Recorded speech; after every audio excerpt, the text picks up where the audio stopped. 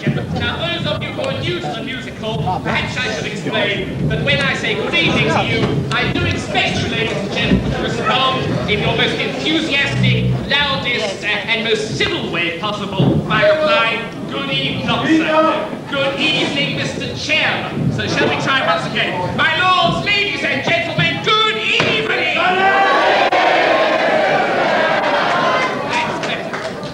And welcome once again to this mansion of mirth, melody, and melodrama, in which... Is he with you, madam? Oh, no, I see you've got a bunch of chocolates. I do beg your pardon. Ladies and gentlemen, tonight we present a conglomerate yet cohesive concretion of considerable competence and consummate craft, carefully designed to captivate the connoisseur and to confound the castigator.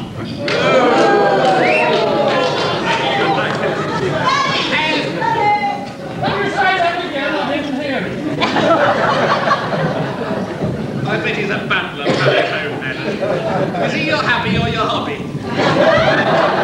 Ladies and gentlemen, we have engaged for a special pleasure tonight. No, wait, sir, you know, applaud a little bit later when you see what I have to offer. You see what I mean. Ladies and gentlemen, we have on the bill this evening some artists engaged from afar afield as Grastle and High Brooms, artists which I know will appeal to an audience of undoubted breeding and culture such as yourselves. Right. My name, ladies and gentlemen, is Roger Crouch of the Genuine Article and none other, and I have the honour to be your chairman for the entire proceedings tonight, ladies. Can we have our money back? Any compliments you may have, therefore, should be addressed to me personally at the stage door. And any complaints, I do entreat you to see your medical practitioner as soon as possible, because we don't want it spreading about the place. And ladies and gentlemen, down here in the gutter, as usual, we have our quartet. It was supposed to be a quintet this year, but I'm afraid our trombonist was not allowed bail. On the bull fiddle, ladies and gentlemen, an artiste of great feeling, usually feeling for the right notes, Mr. Francis Ashley.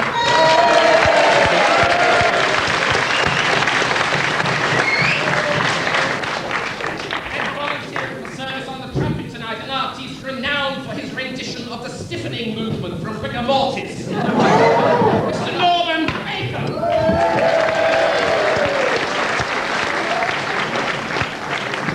And known to his friends in the musical trade as Pile Driver Pete, the demon drummer of Dalton Drive, our timpanist, Mr. David Heritage. And waving his metal over the lot of them, that veritable virtuoso of virginals, Maestro, what on earth are the black notes for? Arthur Collier!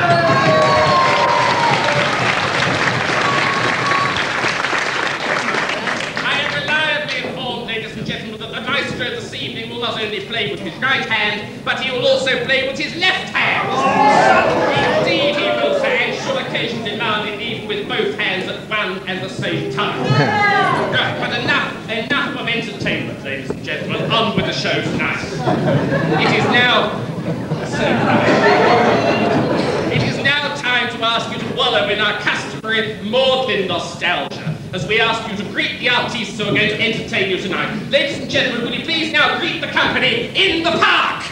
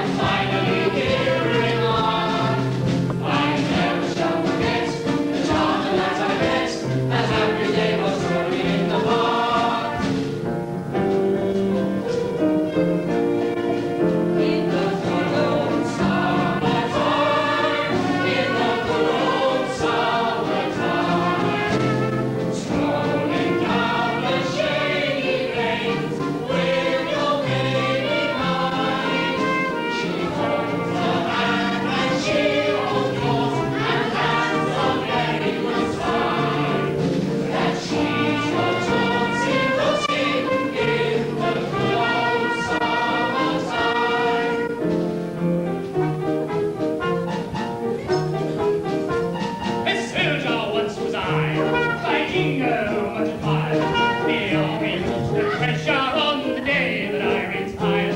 They asked of me to leave, they begged it as a boon.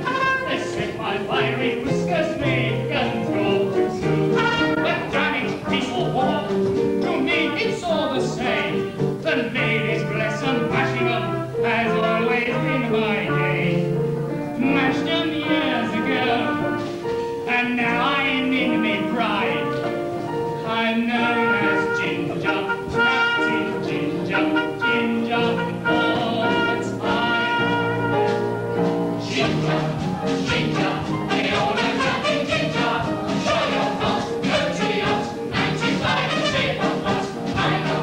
The ladies, not one of them would I injure, all because of one Ginger, Ginger, Ginger, Ginger, Ginger, the old Captain Ginger, show your heart, go to the yacht, 95 and shape of what I know.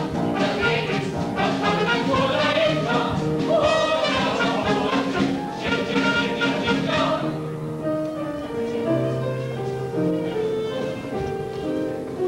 I'm forever going my horse, reaching up in the air.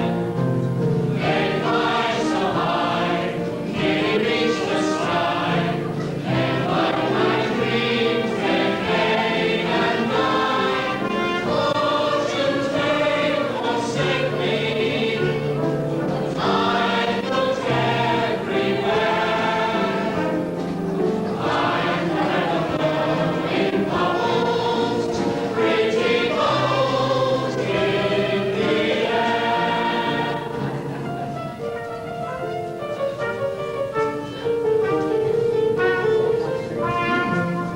You're taking such good care of me, I'm not inclined to set you free. There's nothing that I wouldn't do to win a kindly word from you. Oh, very well then, Alice, I like you just a tiny bit. When first I saw your face, I vowed you were the dearest.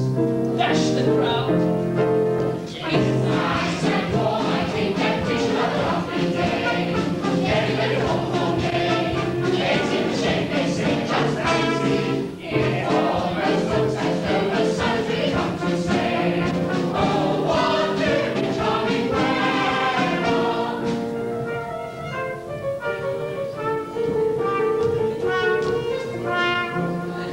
Thank goodness they have gone away. I'd something I should like to say. I want to hear it, I confess, I'm sure that I could ever guess. It's all the world to me, although the answer's simply yes or no. You haven't made it very plain, oh bother, here they come again.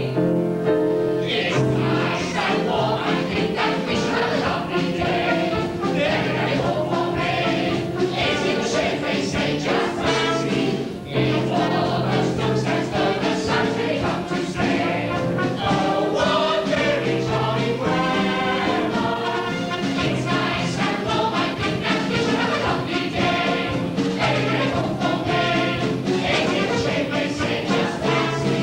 It almost looks as though the sun's really come to stay. Oh, what very charming weather. You are my honey, honey, summer. I am sorry. I like to sip the honey sweet from those red lips you see. I love you dearly, dearly, and I want you to love me. You are my honey, honey, summer. I am lovely. Place, sea, dark, silvery moon is shining through the trees. Cast to meet you, sound of kisses floating on the breeze. Act one, begun, dialogue, you like to sing. My cue with you. Underneath the silvery moon.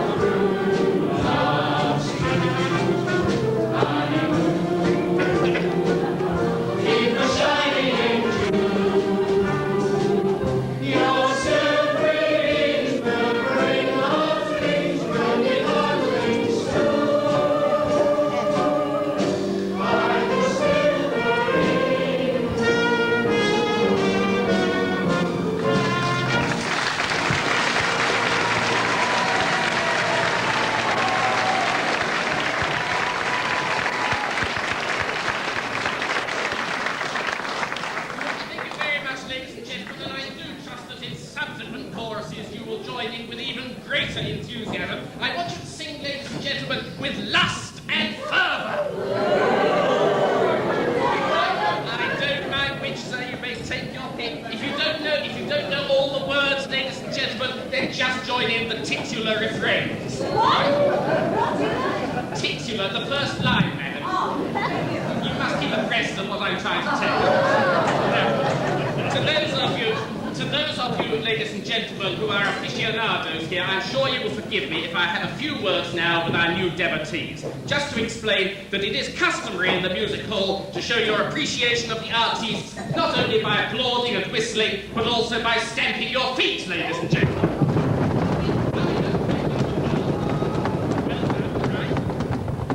Gets the circulation going at the start of the evening, obviously. Sounds his voice too. Oh dear. It's your Ovaltine starting to ferment already, sir. Also, my usual words about the jokes. When they come along and you recognise them, I do implore you, greet them as you would an old friend, would you, ladies and gentlemen? You know, smile if you can. Laugh even. You can all laugh, I hope. Can you? Come on, I want to see rows of gleaming teeth. Come on, show us your teeth. Smile. No, don't pass them up here, sir. Also, ladies and gentlemen, one further tradition of the music hall, which I think I should announce right now before we lose any time. Those of you who have seen my previous exhibitions at this theatre will know what I'm talking about. I always bring my private waitress with me because that's right, because it is an old tradition of the music hall to treat the chairman. And I do hope that is a tradition which is not dying out tonight. So if any of you ladies and oh dear, oh dear. Anybody got a flick gun? If any of you feel moved in that way tonight, ladies and gentlemen, there's a young lady down here, Charlie, I would like to introduce you to. Ah, there you are. Now that's it.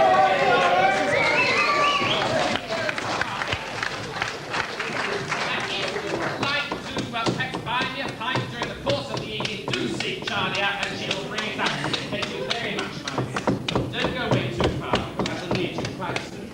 Thank you very much. Right, ladies and gentlemen, it is time now for our first solo artiste tonight. Mr. David Morris is not only going to sing to us, but he will absolutely astound us with what he can do on his instrument. Ladies and gentlemen, I will now ask you to welcome the King of Swing, Mr. David Morris.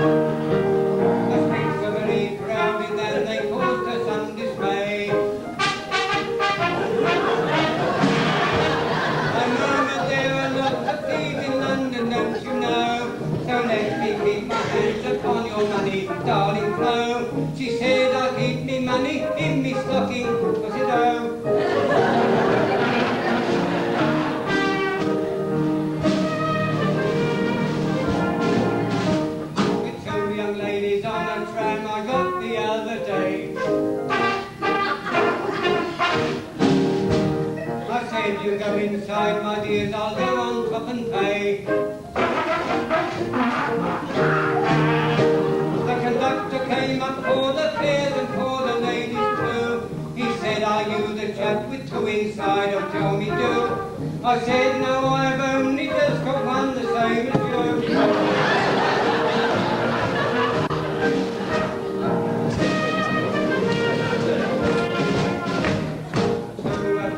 I took this instrument to play. And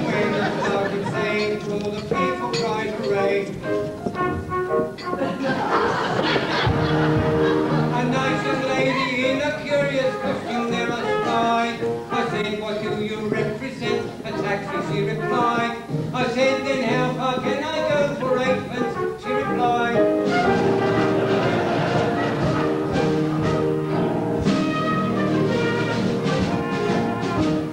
The girls who love me uniform, a fact it is to tell. Once I took a lady down a dark and shady dell. I kissed her and I squeezed her in the usual lover's way. The shades of night were falling, so we lay down in some hay. I bet you half a crown you're wondering what I'm going to say.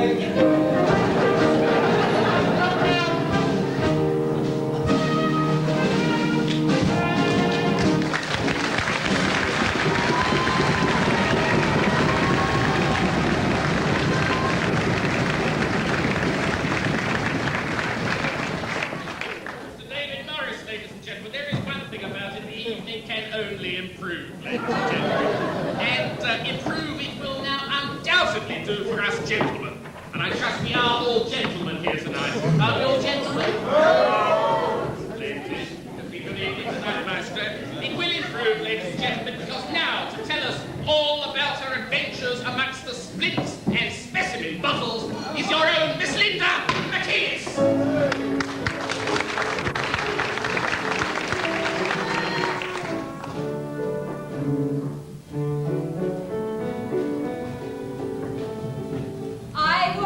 Sweet little, neat little lass. He was my patient with quite a long curse, and a most patient patient was he. I nursed him daily, for he wasn't well, though what really ailed him I couldn't quite tell, and for that matter neither could he. Still he liked my nursing, and I liked his love, and here is the story.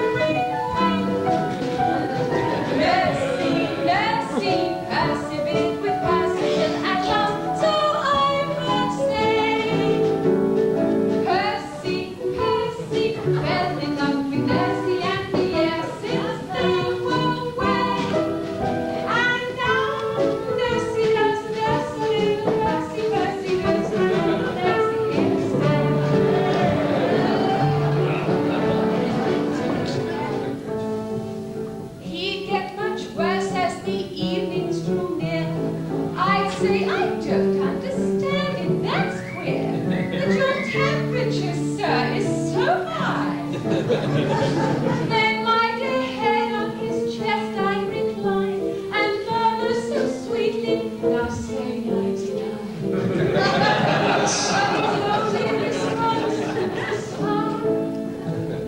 I thought dear old Percy the queerest of chaps. If I left the room, he would have a relapse. Nursing, a little Percy in a persevering wife. Nursing, persevered with Percy till at last, so I can say. Percy, fell in love with Nursey, and the years since they were wed. And now Nursey loves Nursey, little Nursey is dead.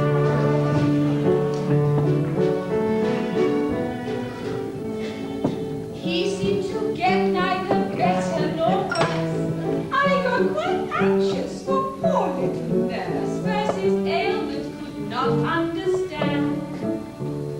His pulse was normal but curious to tell. He always complained that he didn't feel well unless Nursey kept hold of his hand.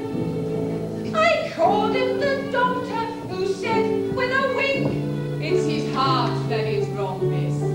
He's lost it, I think." Nursey, nursed a little Mercy in the persevering wind.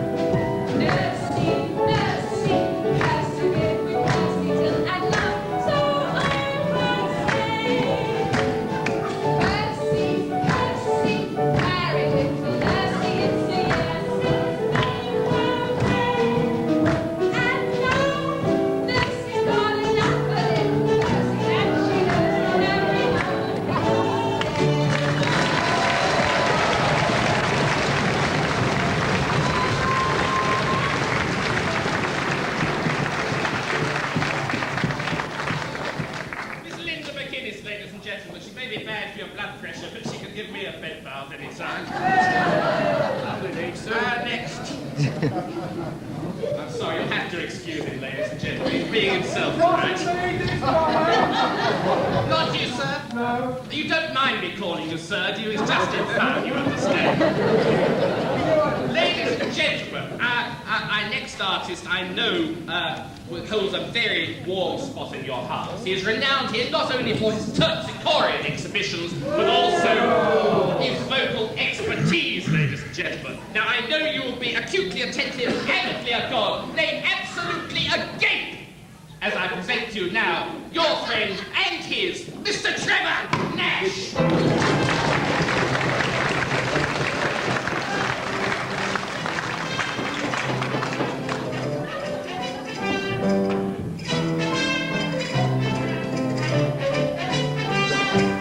I've seen many beauties whilst travelling around the world, but in Spain there my fancy I found. She'd hair black as coal, eyes bright as a star, and I felt fairly gone when she twanged her guitar. She sang like a nightingale, twanged her guitar, danced the cachuca and smoked her cigar. Oh, what a ball, oh, what a place, and she did the fandango all over the place.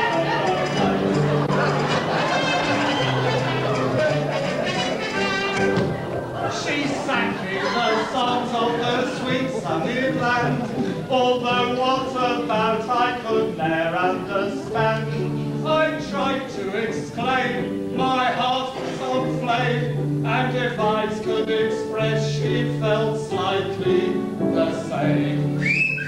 On being introduced to her father, a villainous-looking person, he said something like this. Oh, Justin, you are a great daughter.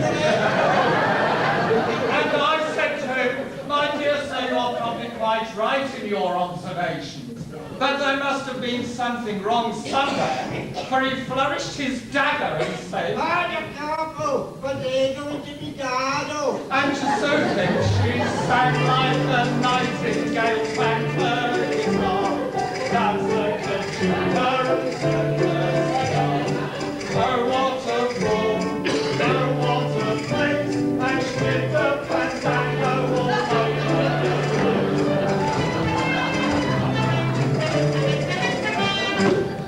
To England I brought her to make her my bride, but my friends when they saw her just laughed till they cried. The buttons flew off from a dozen white vests, when at breakfast she somewhat astonished the guests, and sang like a nightingale, twanged her guitar, danced the cachuca and smoked her cigar. Oh, what a ball, oh, what a place, and she did the fandango all over the place.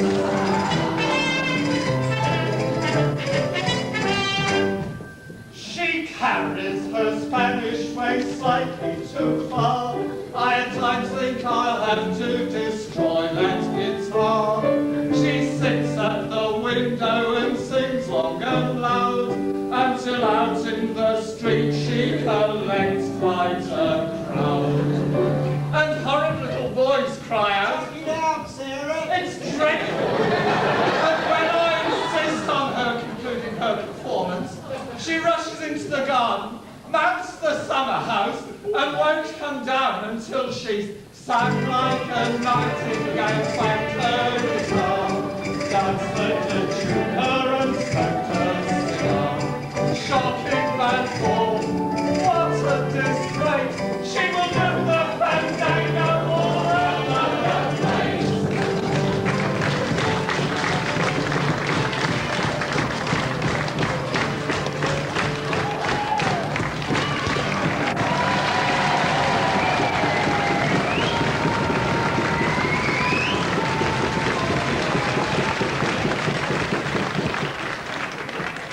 Trevor Nash, ladies and gentlemen. Are you there, Charlie? Getting a little dry pulse up here. Do excuse me just a moment, ladies and gentlemen. If you hold that look out, so don't be marvelous. I was losing it then. Table D. Oh, downstairs. A gentleman and a boozer. Oh, no,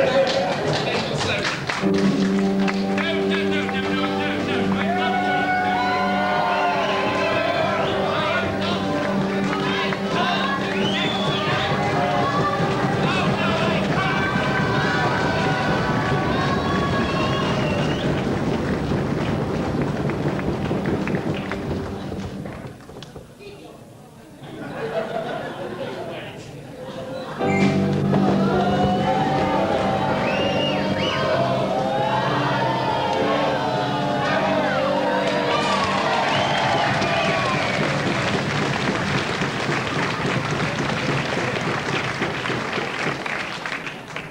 I'm in a mess already. My old professor can see me now, he turned in his gym slip, madam, I tell you. Do you remember last year I told you a little joke about the lady with the cat? Do you remember? Well, I'm sorry to tell you the cat died. But she was all alone again, so she thought, I must get a new pet. I know this time I think I'll have a parrot, because if I can get a talking parrot, he'll be company at home. So she went down to the pet shop and asked the man if he had such a bird. And he said, well, I do actually. I have a lady parrot here. And it's the only one I've got. She said, well, does he talk? Yes, she talks. Absolutely marvellously. So he said, right, I'll have that. So she bought the parrot and the cage, took the parrot home. As soon as she got it home into the drawing room, took the cover off it, started talking. All she said was, I'm a wicked woman, I'm a wicked woman. Which wasn't quite what she had in mind, so he said. Well, now, unfortunately, that afternoon, the vicar came to court. Yeah, you're quite right, he always does it in his stories, doesn't he? And as soon as the vicar walked into the room, the parrot went, I'm a wicked woman, I'm a wicked woman. She said, I'm awfully sorry about this. He said, don't worry. I have two parrots of my own at home at the vicarage. I have a red parrot and I have a green parrot. And all the red parrot does all day long is ring his bell, and all the green parrot does is say his prayers. Now, if you were to bring your parrot along, I'm sure they would teach us some manners. So down they went to the vicarage. Down they went. And as soon as they put this parrot in with the other two, she said, I'm a wicked woman! I'm a wicked woman! And the green parrot turned around to the red parrot and said, it's all right, Bert, you can stop ringing your bell. Our prayers have been answered.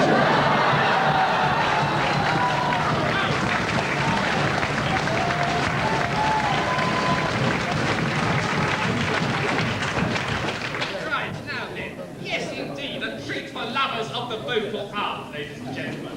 Your ever beneficent management has engaged once again for your especial pleasure and act.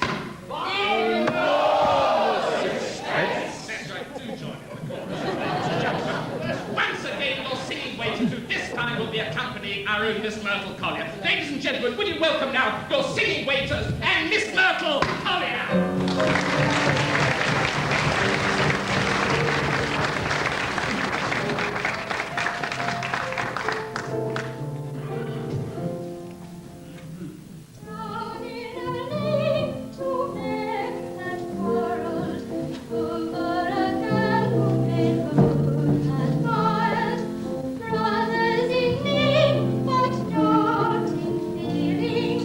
Passion alone, their hearts had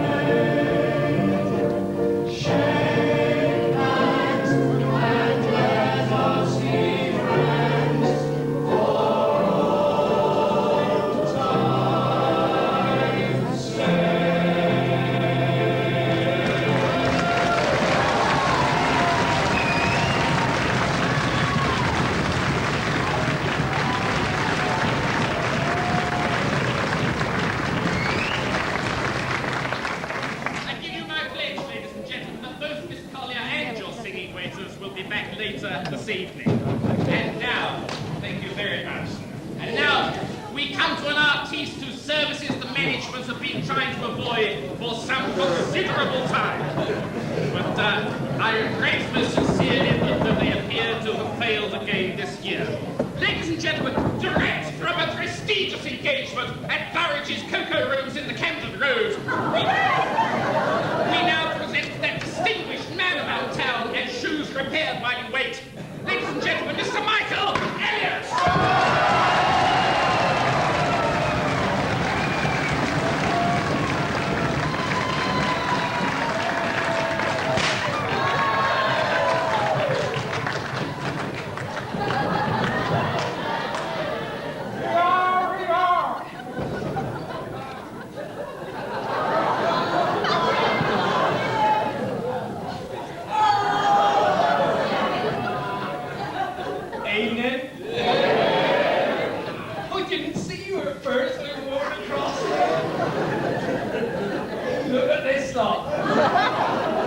Like a pop-up picture out of Man Two Swords.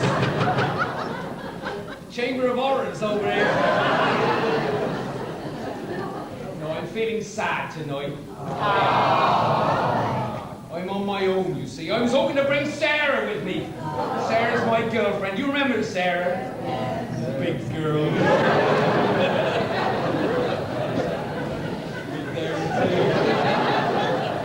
No, she had an accident. She came home the other night, she said, "Hey, I've been reaped." I said, "You mean raped?" She said, "No, there was an old stack of them."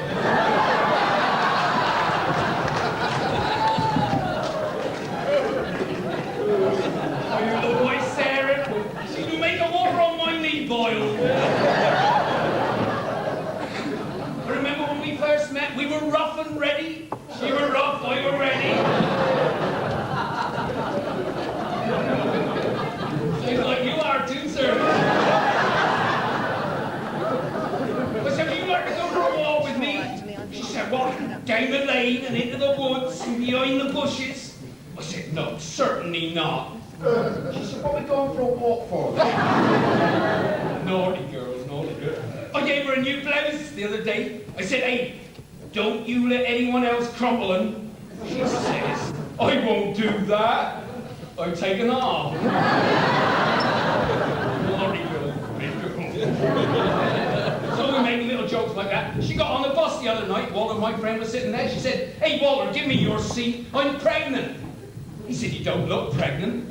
She said, "Well, we're only 10 minutes ago, but doesn't it make you feel tired?"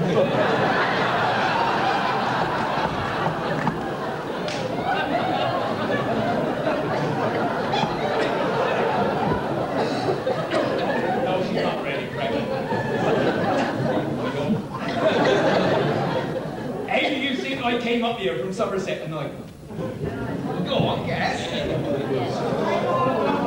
Oh, wait, no. In the wheelbarrow? No, not in the wheelbarrow. My new tractor! We've got a new tractor. No horses at all.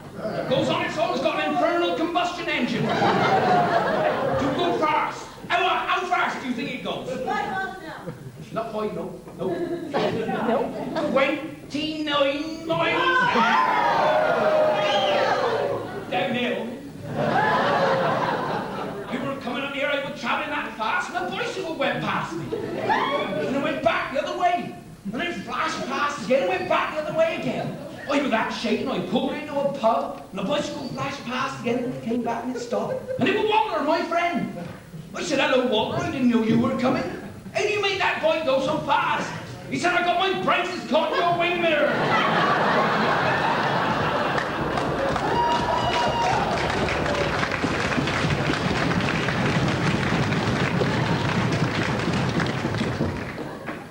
There was a reason for me coming up here.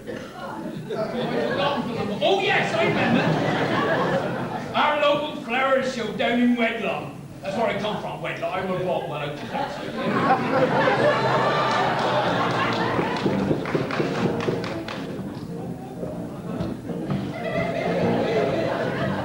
Down the road, the lives a man I like, you ought to know. He grew a great big marrow for the local flower show. When the story got around, they came from far and wide. And when the people saw the marrow, everybody cried. Oh, what a beauty! I've never seen one as big as that before. Oh, what a beauty! It must be 2 feet long or even more. It's such a lovely colour and nice and round and fat. I never thought a marrow could grow as big as that. Oh, what a beauty! I've never seen one as big as that before.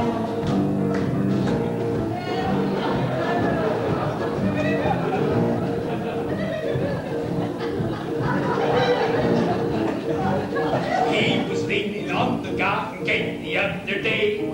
He beckoned to a lady who lived just across the way. He led her down the garden path and showed it her with pride. And when she saw the size of it, her little lady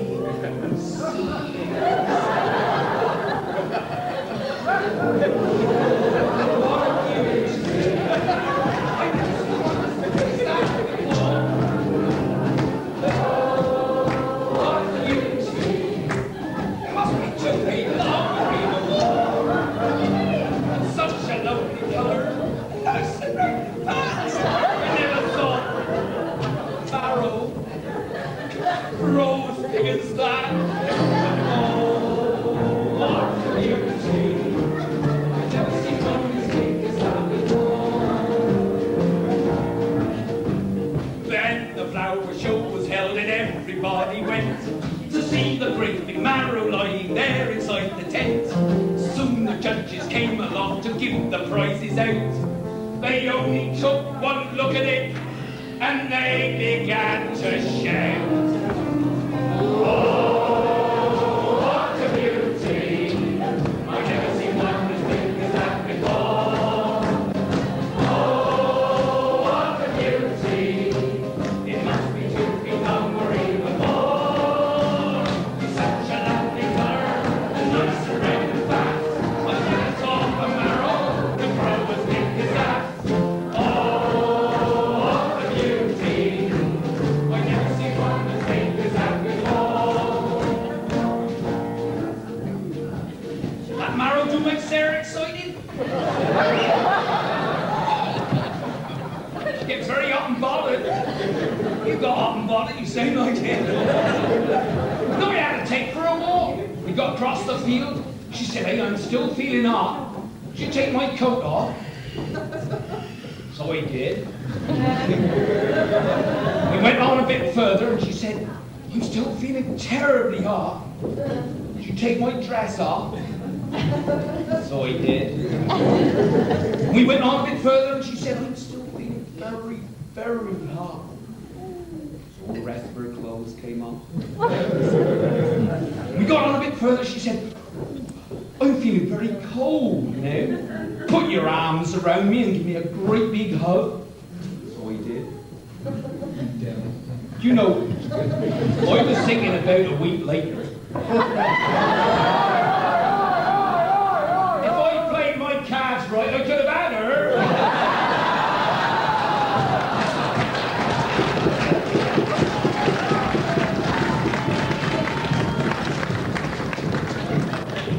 You ready?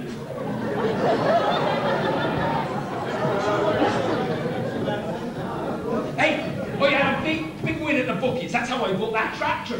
With what I got left, it was quite a lot. I said to Sarah, hey, we'll have a big night out. We'll go to the pictures and then have a big slap-up meal. So we went to the pictures and I paid for the tickets and I gave her the rest of the money. I said, look after that safely, and she's a big girl. So she posted it down here, you see. We went to the pictures, lovely show it were. We went on to the hotel, had a big meal. The bill came, we were big. I said to Sarah, I said, give me the money then. She said, hey, it's gone. I said, how could it have gone? She shit, must have been that fella sitting next to us in the pictures. I said, how can he have got hold of it? She said, how did I know he was a thief?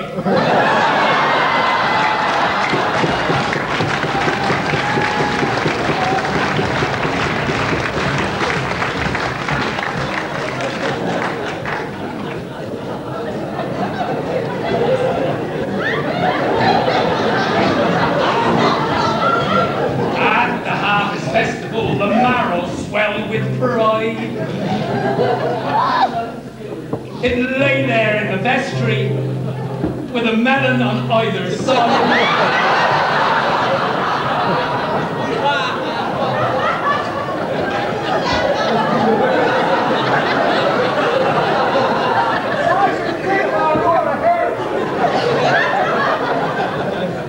The vicar's wife was overcome.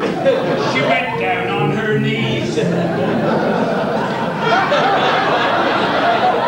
said, my prayers are answered. And she's very hard to please.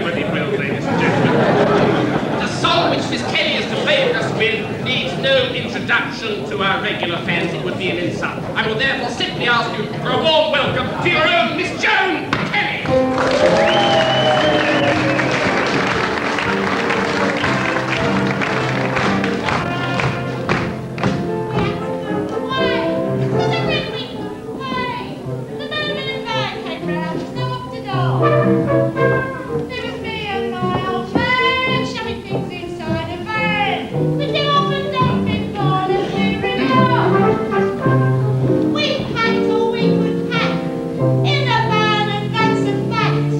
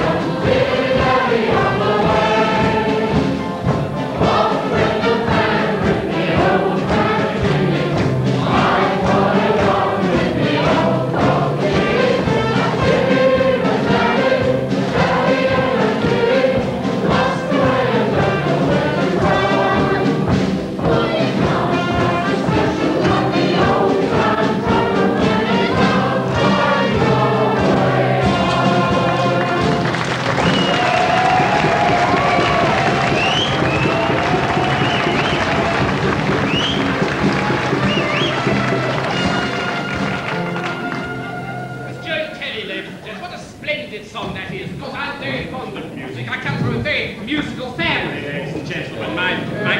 Indeed I do, sir. Indeed I do. My grandfather, he was a very famous musician. My father also, very good indeed. And my younger sister. Now, I think her instrument was the violin, because I remember she was also always running around at home looking for her G-string. Yes, all right, sir, I know she was a stripper. She was very good at it, though. She only used to wear 3 beads, you know. 2 of those were perspiration, madam. No, I do beg your pardon. For refined and delicate audiences such as yourselves, she used to make her act a lot more respectable. She used to put on black gloves and black boots. She looked like the 5 of spades walking about.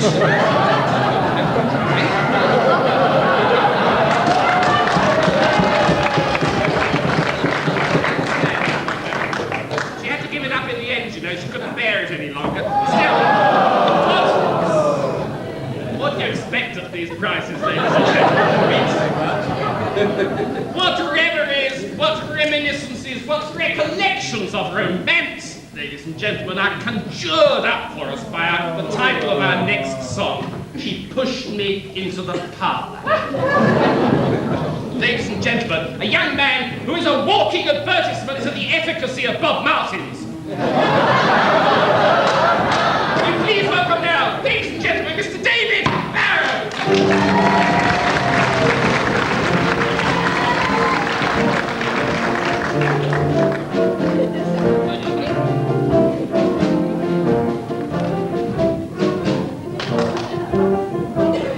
I'm a pushing young man that's been pushed. My heart has been cannoned and cushed. I've heard about some people falling in love. Oh, but I didn't fall, I was pushed. I pushed Miss Fullow whilst pushing my bike. Next day I called round on Miss Full. Her bell push said push, so I pushed that bell push. The next time it says push, I shall pull. She pushed me into the parlour, pushed the parlour door, pushed the sofa on me knee, pushed the kisser in front of me. She pushed me round to the toilet, near the hippodrome, pushed me in front of the clergyman, and then she pushed me home.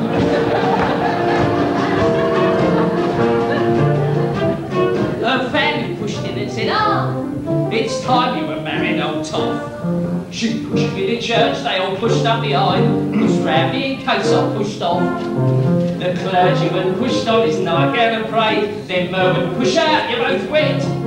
Then I pushed so much wine that my throat turned 9. The family pushed me off to bed. She pushed me into the parlour, pushed the parlour door, pushed the sofa on me knee, pushed the kisser in front of me. She pushed me round to the toilet, near the hippodrome, pushed me in front of the clergyman, and then she pushed me home.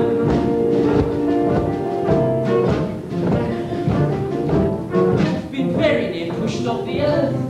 This marriage is making me thin. My wife said that I'll push one foot in the grave, and she pushed the other one in. I'm pushed for me rent, got the push for me job, or push myself under a tram. Isn't it funny, through pushing a bike, I now push 3 kids in a pram. She pushed me into the parlour, pushed the parlour door, pushed the sofa on me knee, pushed the kisser in front of me. She pushed me round to the toilet, near the hippodrome, pushed me in front of the clergyman, and then she pushed me home. She pushed me into the parlour, pushed the parlour door, pushed the sofa on me knee, pushed the kisser in front of me. She pushed me round to the toilet, near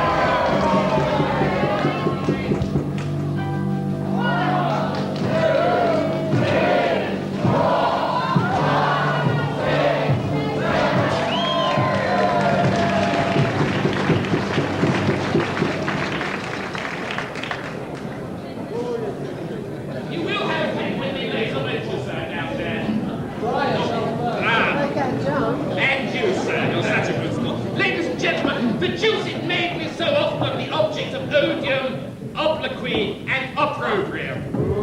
But it is nothing compared to the pangs of unrequited love felt by the stage door Johnny, the character so often seen outside our stage door these days. Now, hiding her undoubted femininity beneath a suit of male attire, our next artiste, ladies and gentlemen, is going to portray the apotheosis of hope, displayed by every stage door sway. Ladies and gentlemen, will you welcome now Miss Aileen Collier?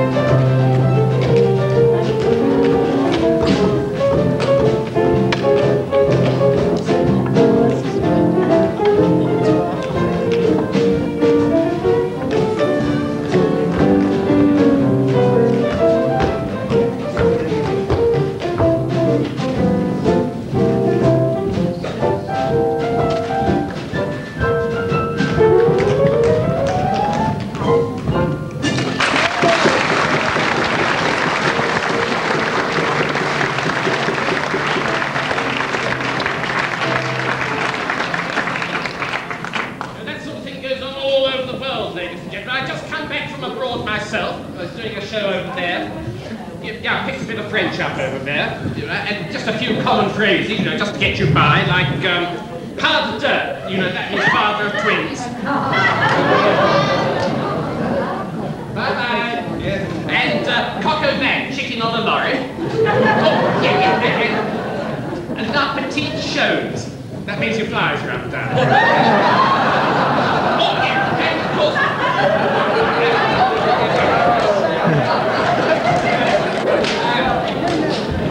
if you're in Germany, ladies and gentlemen, all you really need to know is ich liebe dich, isn't it? Which I think roughly translated, I'm told, means I'm very fond of Richard.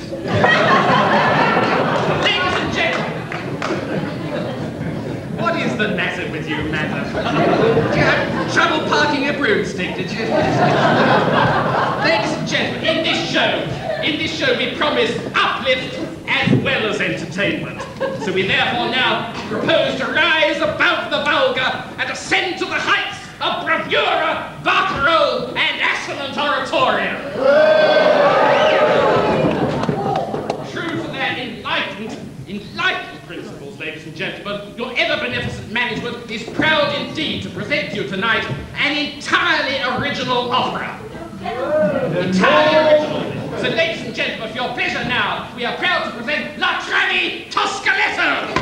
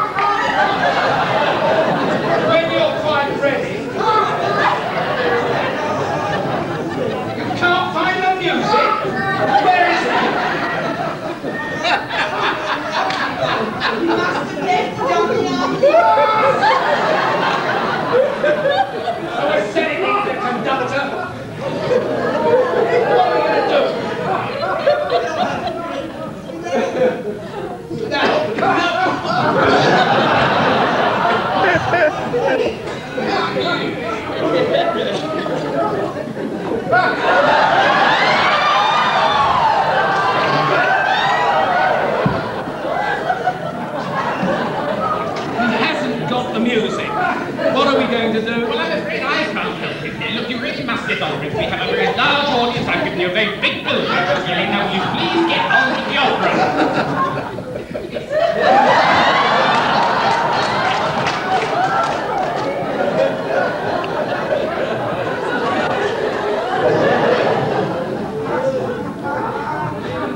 An opera without music. I come.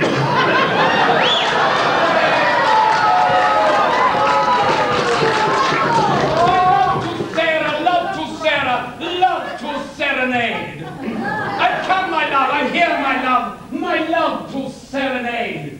But stay, who comes here? What creature is this? Is it some foul, inhuman spirit? Is it some cruel, satanic fury? Is it some harbinger of evil tidings?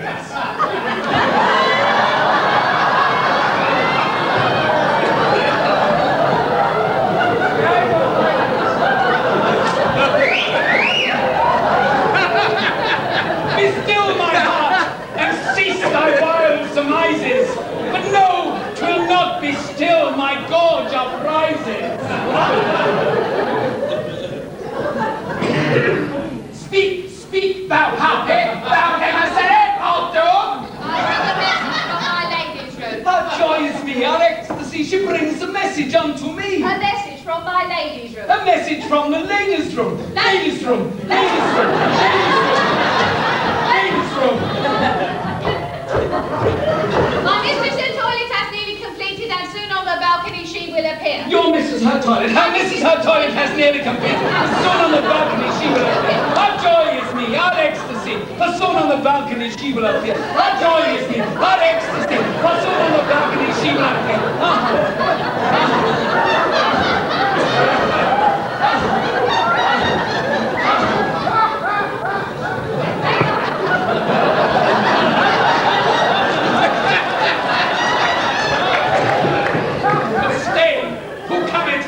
With gay bravado, it is the rival for my lady Don Ricardo, my lady Don Ricardo. Lady Don Ricardo? I come, my love to Sarah, love to serenade. I come, my love, I'm here, my love to serenade. Oh, fickle, sweet, perfidious lady, what was me you came to me? You blast my hopes, you damn my soul, your tail's a tissue of deceit. Swore you sway. You swine, you swore. You swore 'twas me thou came to me, to blast you. Blast our hopes. You damn you. Damn your soul. Your Tail's a tissue of deceit. A tissue. Thy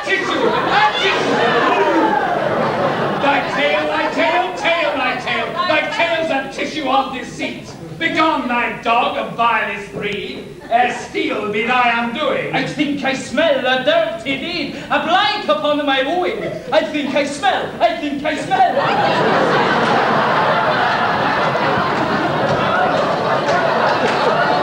know you smell. A dirty deed, a blighter upon. A dirty deed, a blight upon my wooing.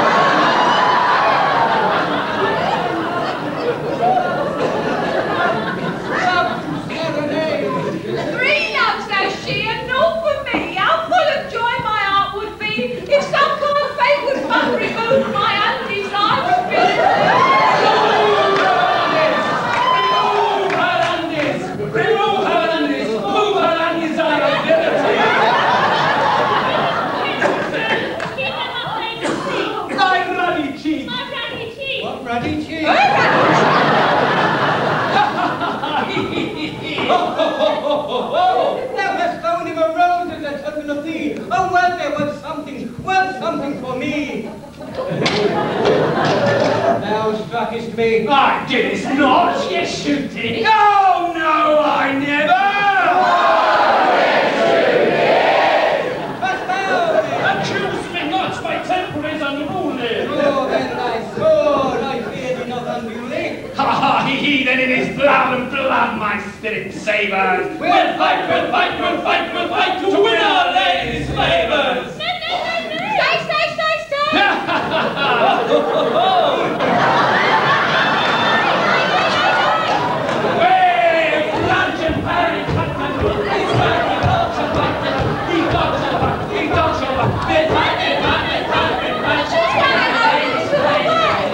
Stop this carnage, this vile emanation, this gory massacre and cruel abomination. A far waste, this is your call to duty. To arms, ye men, and fight for home and beauty!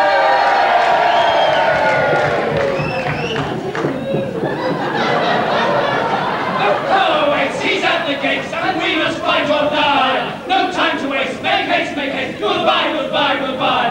Goodbye, goodbye, goodbye, goodbye, goodbye. Goodbye, goodbye, goodbye, goodbye, goodbye. No time to waste. Make haste, to punish, purge, and kill. The foe awaits. He's at the gates. His bloody nose will spill. His bloody nose, his bloody nose, his bloody nose will spill. Goodbye! Goodbye, goodbye, goodbye, goodbye. Farewell, adieu, Godspeed to you, all we must fight or die.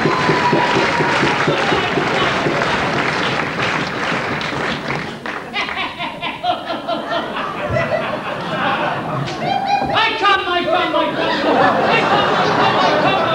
love to Sarah, love to Sarah, love to serenade. The party's done, the battle's done, we come, I love you, serenade.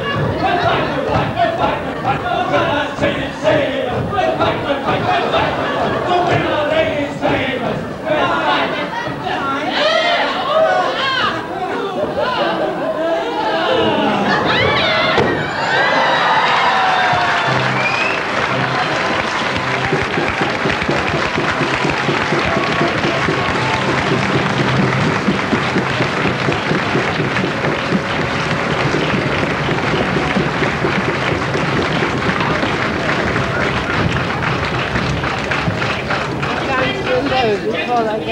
Festivities will resume in approximately 20 minutes' time, after which I hope to find you all refreshed and watered.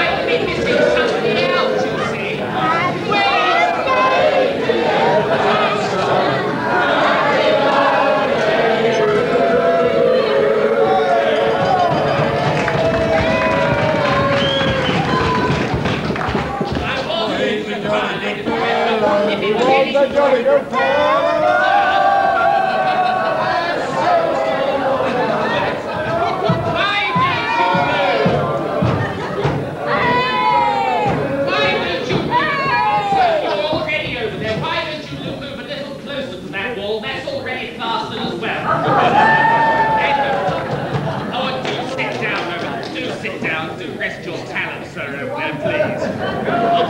Obviously where you shine. Yeah, I was. Thank you, sir. I was going to inquire if it was anybody else's birthday here tonight. Yes. Now, wait. It's your birthday, sir. What is your name, or Christian or kosher name, sir? Fred. Mr. Frederick. Anybody else celebrating anything? A wedding anniversary now. Your retirement! Commiseration. And you, sir? Divorce? Yes, I see. Now, no. We will do the job properly this time, right? Now, all together. Thank you, Maestro. Shoot!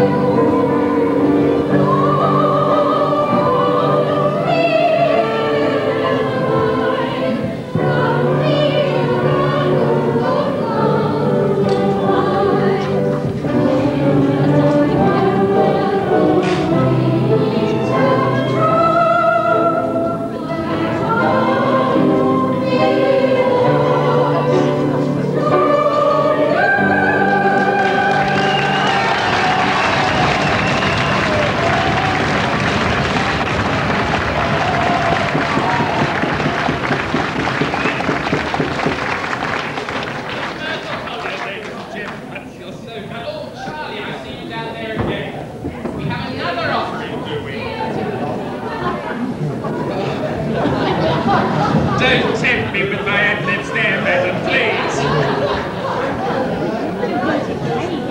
Table B. That's down here, isn't it? Sit down there, table B. Table B there. Son, will you enjoy a tea with me later this evening as well? Yes, one there and one there. Shoot him down. Right, who've we got next? I've got to it there.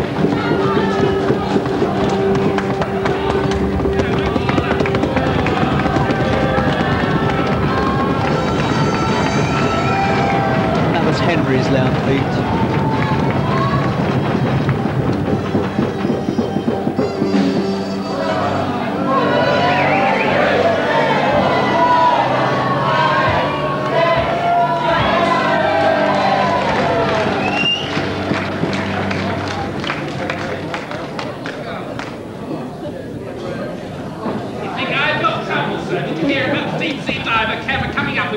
Going down. I mean, that's a bit dodgy, isn't it?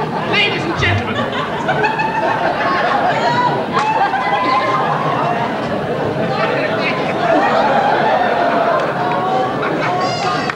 Ladies and gentlemen. Ever straining after novelties to divert your management is proud indeed to present an act which is going to be presented in entirely 3 dimensions. Displaying their art for all to behold, ladies and gentlemen. Art, madam, art. Ladies and gentlemen, will you please welcome now Mr. Michael Elliott and Mr. Michael now.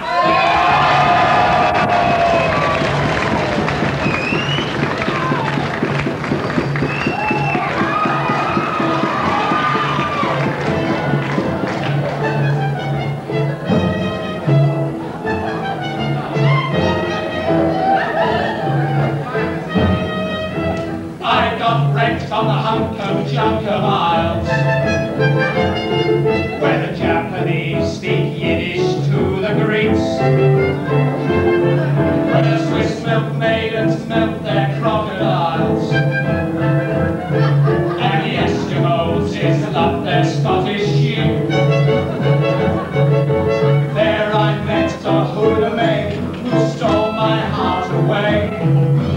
I made love to that sweet miss is what I had to say. Ogle, mogul, you're a pretty local, shot your highlight. She's a glue-ju, something of a Jew, Welsh or Irish Jew. Keep the palms off Shoreditch Beach. I squeezed her waist so tight. She's a fine marzipan, cheeky town, and a man. That means Josephine, not tonight.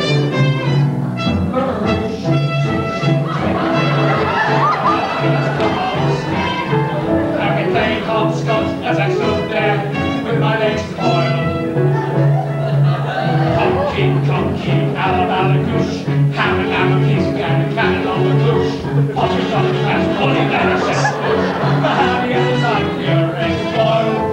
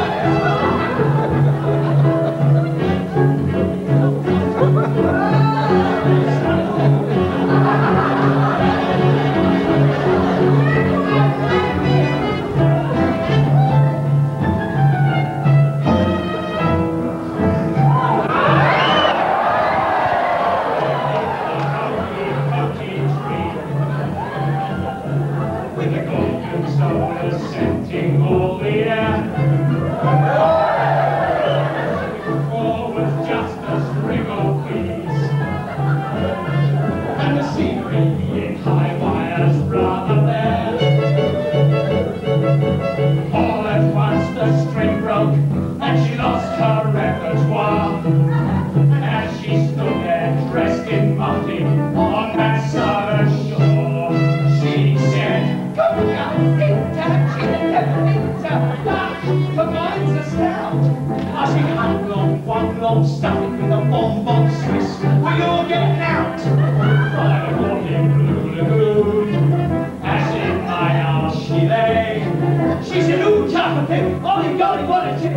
Baby Charlie, take it away. Lysol, sanitizer Lysol, that means eat more fruit. And I told them the tale of there was an old woman of Gloucester. Hand coat, shank coat, ship and sell needs. Wash her on your knees. Off it up and dog it up and that's Kanakanese. But blimey, I'll slip it across ya. But blimey, I'll slip it across ya. But blimey, I'll slip it across ya.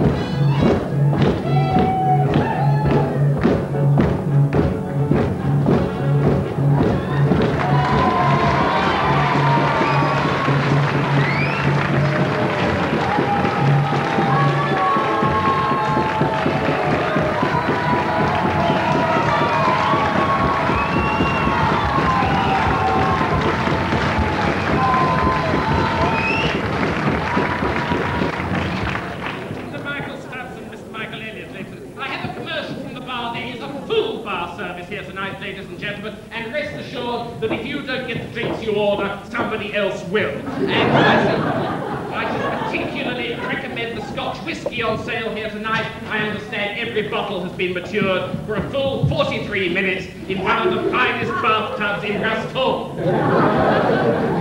In fact, come to think about it, probably one of the only bathtubs in Rustall.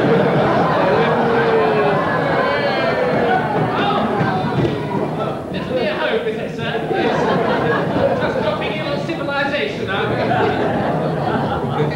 Oh, dear. Oh, I've got another little joke you won't like here, ladies and gentlemen. Yes. And yes, another one, sir, too, this year. It's quite remarkable. Little, a lady of, how shall I say, of generous disposition, who was entertaining her paramour in the privacy of her boudoir when a rather classic situation arose. Her husband arrived home earlier than anticipated. Well, what can you do? What can you do under these circumstances? He did the only thing that the paramour, he had to hop into the wardrobe in a hurry amongst all the clothes. And once he shut the doors in the privacy of the wardrobe, suddenly there was a little voice beside him, and it said, "It's dark in here, isn't it?" And of course it was the daughter of the house, you see. So he said, "Now look, my dear," he said, "did you see anything?" She said, "Yes." He said, "Look, please, look, if I give you £5, will you promise me faithfully you will never tell a living soul?" So she said yes, because the next morning, the £5 went to her head. She was buying sweeties and toffee apples, all the things you can imagine. Of course, her mother got suspicious. After a lot of cross-examination, the truth came out. Mother, very worried. So she said, "Now look, I am extremely cross about this, my dear. I want you to do two things. First of all," she said, "promise me you will never tell a living soul." Yes. And she said, "Secondly, I want you to go down to the church. Go down there and make your confession." So down the little girl went to the church, into the confession booth, shut the door behind, the priest came along, and as soon as he got there, she said, "It's dark in here, isn't it?" And he said, "Oh, not you again."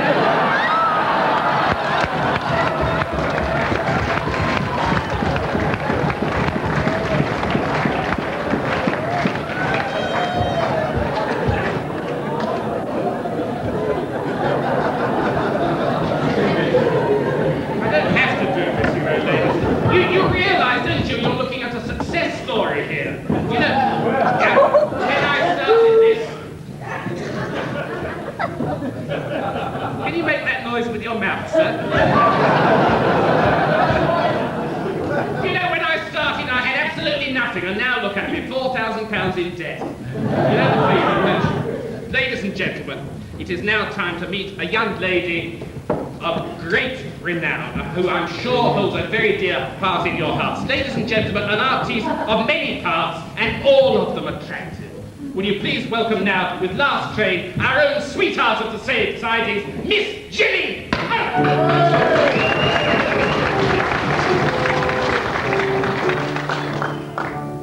a modest little maiden from the country, where I'm living with my mother quite alone. And it's only very seldom she allows me to betake myself to London on my own. For in town I have a sort of second father who enjoys to take me out to see the sky. And he always comes and greets me at the station, and he treats me to the various metropolitan delights. Yes, there's nothing half so sweet as the days on which we meet, for he's quite the nicest boy I've ever met. But although I love a lark in the day and in the dark, I have never lost my last train yet. Oh no, I have never lost my last train yet.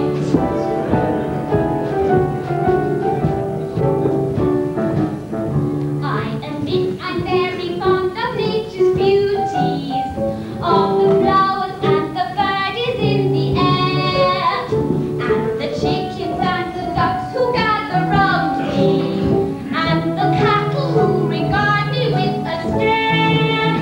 Now this sort of thing no doubt is very charming, but it's really getting very, very slow. And I'm longing for sensations such as gentle dislocations, which I always find in London when I go. Yes, I've learned to know the bliss of a stolen little kiss when you hear the sigh and softly murmur pet, as you gaze into his face, wrapped in amorous embrace. But I've never lost my last train yet. Oh no, I have never lost my last train yet.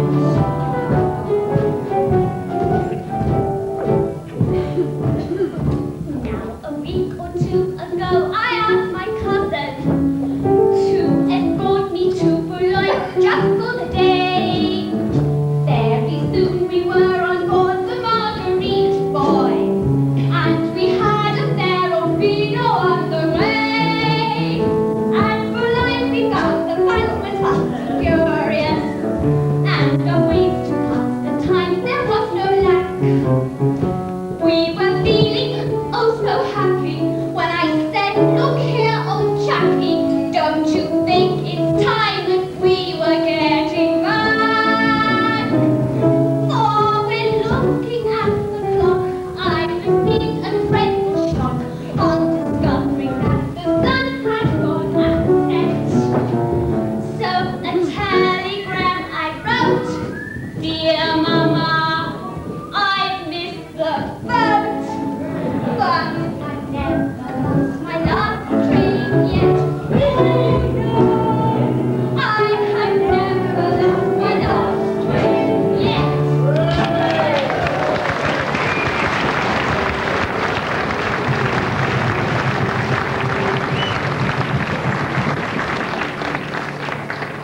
Miss Jilly Pope, ladies and gentlemen, a charming artist. She and I, we have a lot in common. What train do you catch? That's right, Tunbridge Wells common, we have a lot in actually. Oh, I beg your pardon. I was just looking at your eyes, madam. Did you know that all ladies with blue eyes are faithful to their husbands, and all ladies with brown eyes are unfaithful? That's true, it's true, indeed. I'm sorry, but I don't know what's the matter with... I did leave the money behind the mantelpiece, like she said. No, it is true. You know, I was told the other day about this, that all ladies with brown eyes are unfaithful. I rushed home after the show, back to my house, pulled the covers back off the bed, had a look at the wife. I looked at her eyes, I said, brown! And the voice under the bed said, "How did you know I was here?"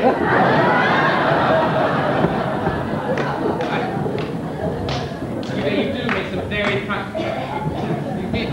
very funny people, ladies and gentlemen. I just come back and told you earlier about coming back from abroad. Well, coming back off the packet through the customs there was a young lady in front of it. The customs officer made her open her bags, and inside were 6 pairs of flimsy little panties there.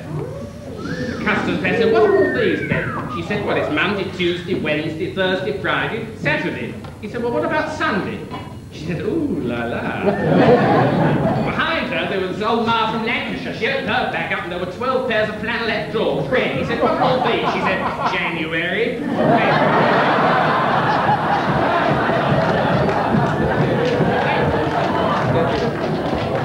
Ladies and gentlemen, we come now to our moments of high moral tone and salutary intent, in which we had hoped to present you 2 of this country's leading thespians, Sir Henry, yes, sir, thespians, Sir Henry and Lady Beerbohm Bush. But unfortunately, they are still completing their engagement at the Albert Memorial. Instead, ladies and gentlemen, we are delighted to introduce to you a new company of artistes who are striving after their legitimacy. Now, as this is their first major engagement, ladies and gentlemen, I do trust that you will greet them warmly and with much enthusiasm. Ladies and gentlemen, the Lot Grot Players from Grothurst. Here then, in all its torrid torment and tempestuous tempestuous, we present, ladies and gentlemen, Scrooge!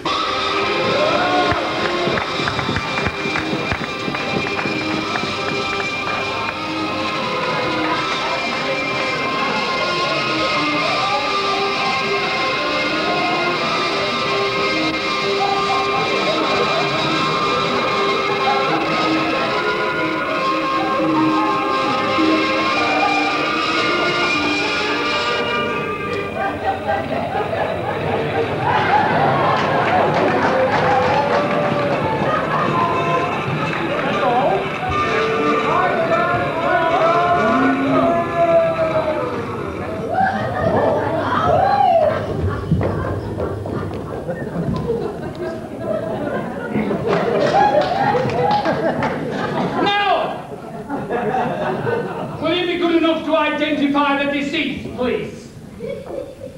My brother, actually, Henry. Poor dear Henry! I just can't believe it! Really, Inspector, can't this interrogation wait? I'm afraid not, Mr. Darcy. Now, will you be all good enough to tell me where you were when a murder was committed? I was in the kitchen finishing off a piece of camembert when I heard this scream, terrible scream, followed by a dog fight, and I rushed in the order, and noticed that they got cooks at 5 to 9.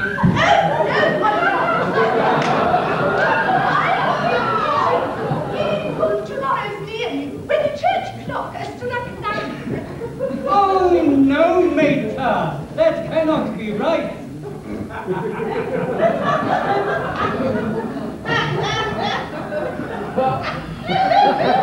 I was in the library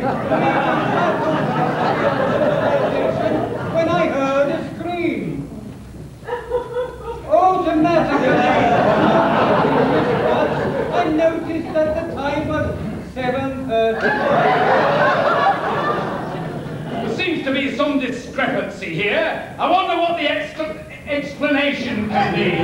It seems perfectly obvious to me, Inspector Joe. Does it, sir? Yes, I would assume that his watch and his clock are both wrong. I believe, sir, you have hit upon the explanation. I wonder whether you... Me? Oh, sorry.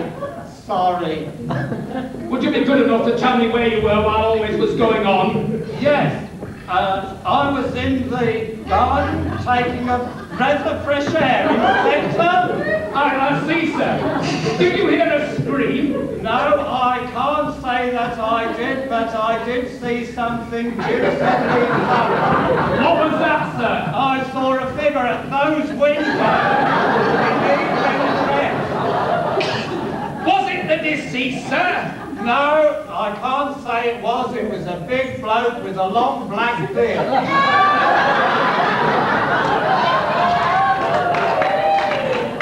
Was it either of these two? Two gentlemen, sir. It's difficult to say because as I looked, the lights went right off. That would imply there was someone else in the room at the time. By Jove, Inspector, I think you're right, by Jove. Look here, Inspector, we've all explained that we were nowhere near the scene of the crime at the time. Was there anyone else in the house, sir? Only the cook and James the butler. Oh, yes, James the butler found poor dear Edley here and reported the matter to me. Well, I better have a word with both of them, Mr. Darcy. I will ring for him, Inspector.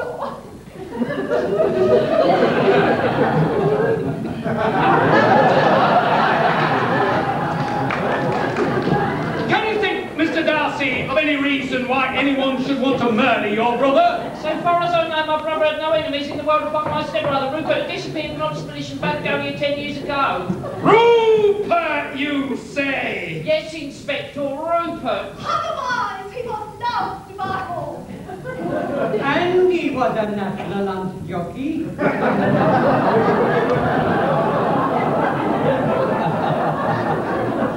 Well, someone had reason to dislike him, and I intend to find out the reasons why. Ah, James!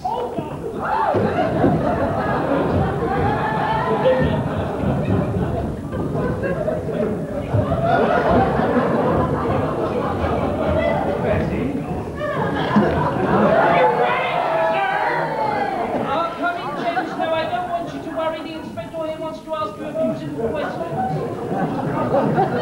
I understand, James. You were the first person to discover the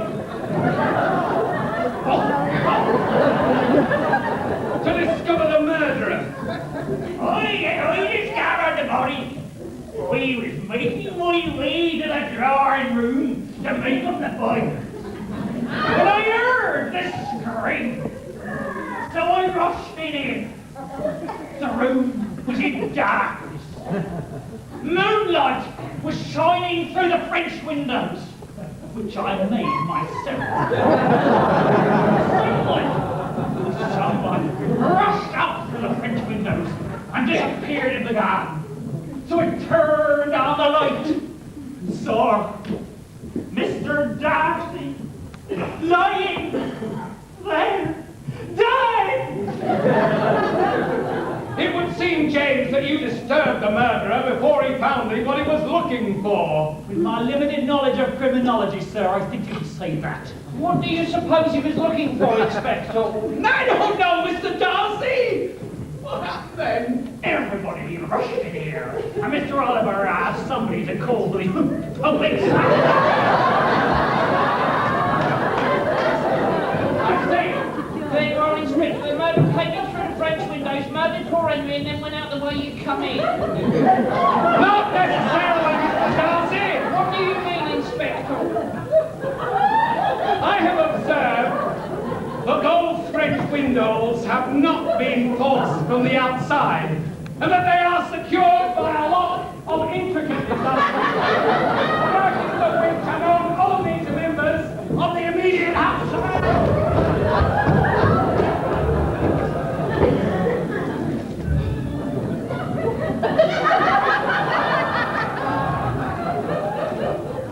The murderer probably came in by this door, switched off the lights like this,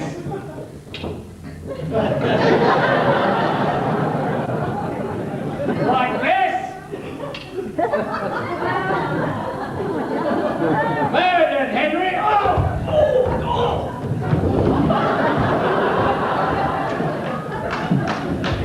Made his escape through the French windows.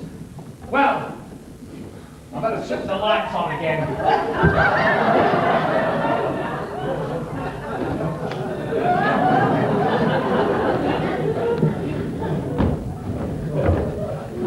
Let's get rid of this corpse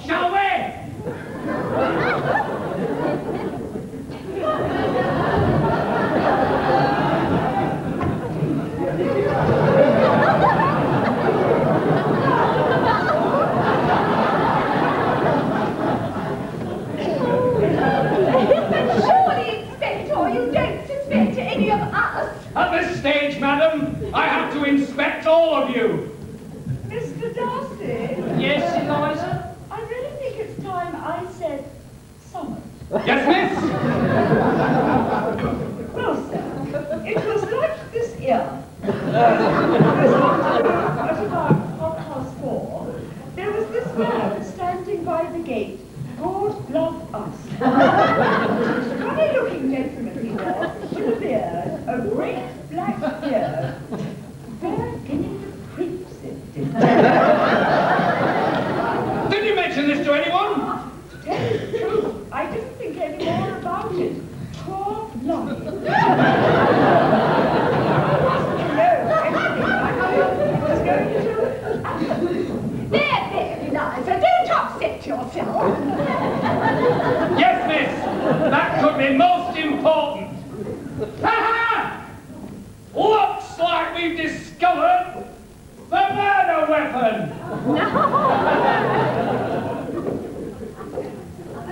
Sergeant, take it down to the lab and have it fingerprinted. Sergeant? Sergeant! Very good, sir.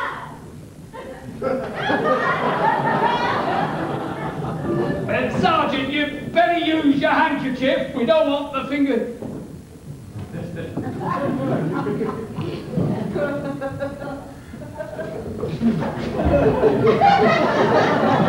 Well, we'll leave it there for the present until we finish this interrogation.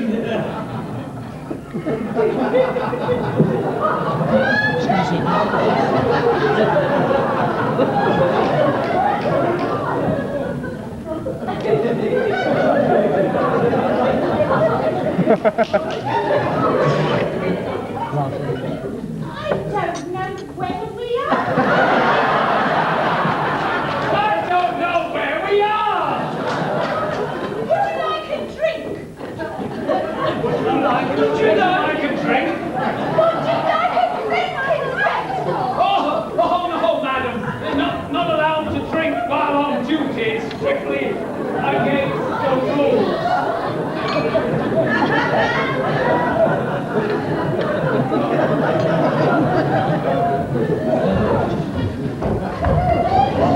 Oh, no drinking whilst on duty. Strictly forbidden. They don't allow it. Not even a little sherry. You can't drink while on duty. It's not allowed at all.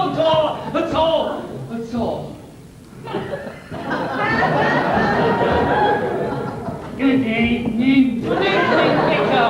Nice of you to call. But where is the Reverend Curran? Pardon? The Reverend Curran, the vicar of St. Stephen's, he is our vicar. No. He is sick. I am the replacement. Well, let's get rid of these odds and ends, shall we? There. That's clear, that's all. Now, will you be good enough to tell me what you're doing here? I'm on my rounds collecting for off Jumble's hail. Oh, we thought you'd come about poor dear Henry.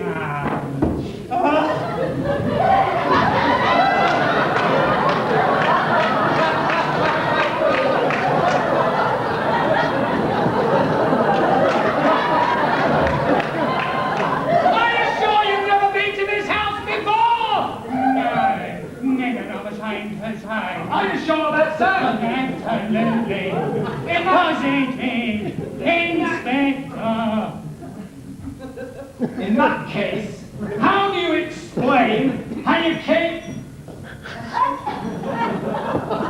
Answer the doorbell, James. That must be the ambulance. Let them in, James. My old war wound is frozen there.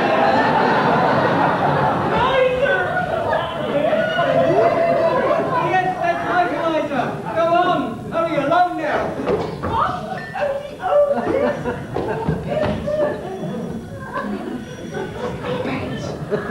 Well, Inspector, if you will excuse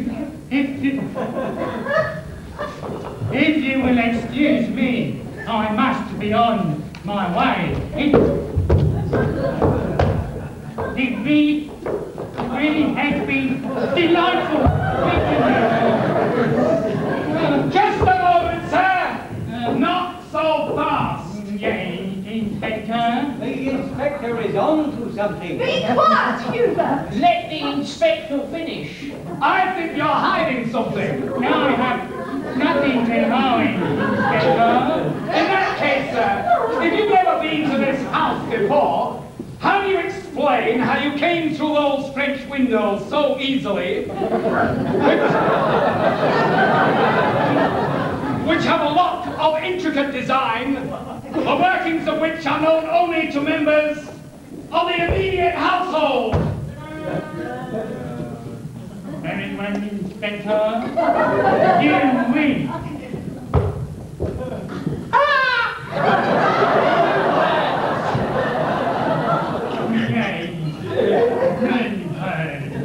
But now I have the document that I came for. I wish you all good night. Just a moment, sir, not so fast. The inspector is on to something. Be quiet, Hubert! Let the inspector. I think you're hiding something. I've got nothing to hide, Inspector. In that case, sir, how do you explain how you came through those French windows so easily, which have a lot of intricate design, workings of which are known only to members of the immediate household? Very well, Inspector. You win. Yes, very well. But now I have the document I came for. I wish you all good night. Just a moment, sir, not so far!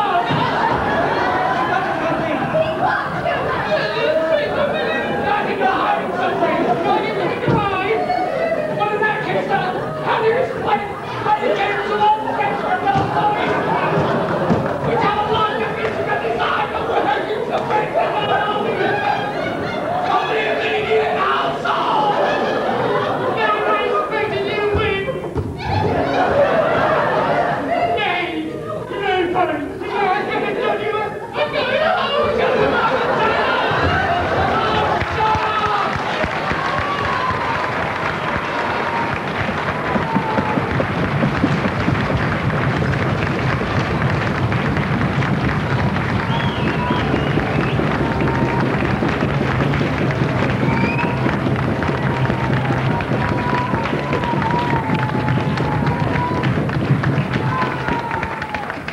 Well, as they say, ladies and gentlemen, there is nothing like a good play, and I'm sure we all agree that was nothing like a good play.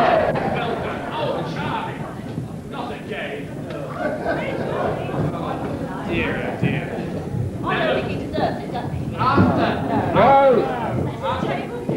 Table K, God bless you. Now, Charlie, after Miss Elliot has entertained us a little later in the programme, if you were to bring three nice large pints up, I have a friend down here and a friend down here who I'd like to return the compliment. Right?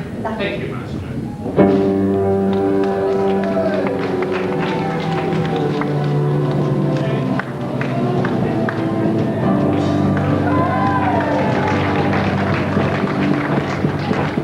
Now then, ladies and gentlemen, we are proud indeed to present not one solo artiste, but two solo artistes.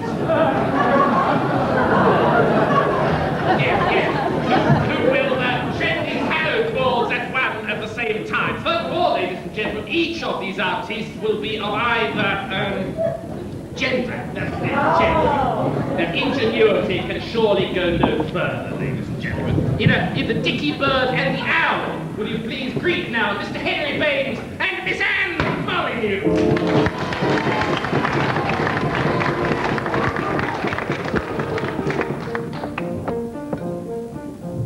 Did he was set on the apple tree bough and walked by night and day? His words will hear should you listen to him now, and trilling his roundelay. Few crooks can boast a voice like mine, diamond tongue, a gift divine. I'll sing my notes from Venice to Chile, and the forest song will I someday feel.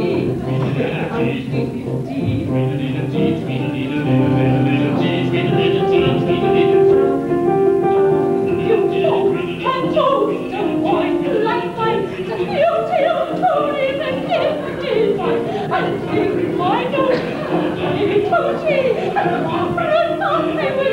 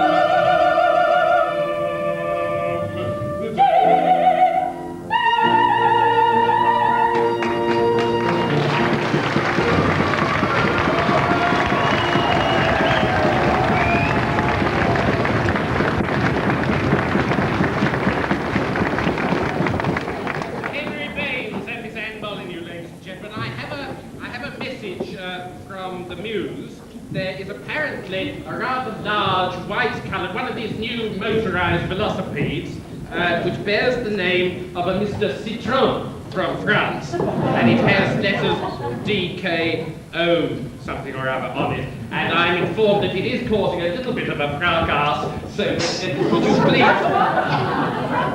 Yes, French, madam, you say. Would you please move it, because if you don't, the ostlers will call you. Now then, ladies and gentlemen, next on our bill, an artiste who has long held an exalted place in your affections, and rightly so. Ladies and gentlemen, that paragon of poise and panache, Mr. Michael Stubbs!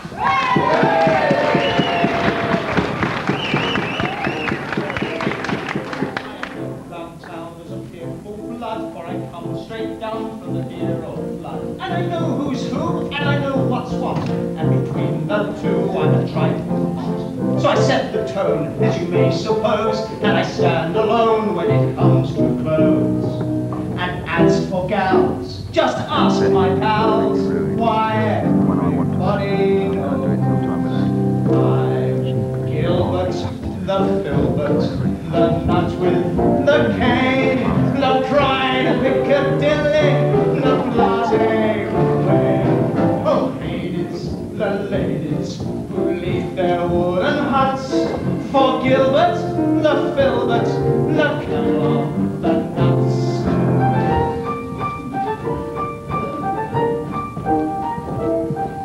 You may think of me as a waster, what? But you ought to see how I fag and swat, for I'm called by 2, and by 5 I'm out, which I couldn't do if I slacked about. So I count my ties and I change my kit, and the exercise keeps me awfully fit. Once I begin, I work like sin. I'm full of go and grit. I'm Gilbert, the Filbert, the Nutwig, the Cane, the Pride of Piccadilly, the Blase Hooray. Oh, ladies, the ladies who leave their wooden huts for Gilbert, the Filbert, the Clown, the Nuts.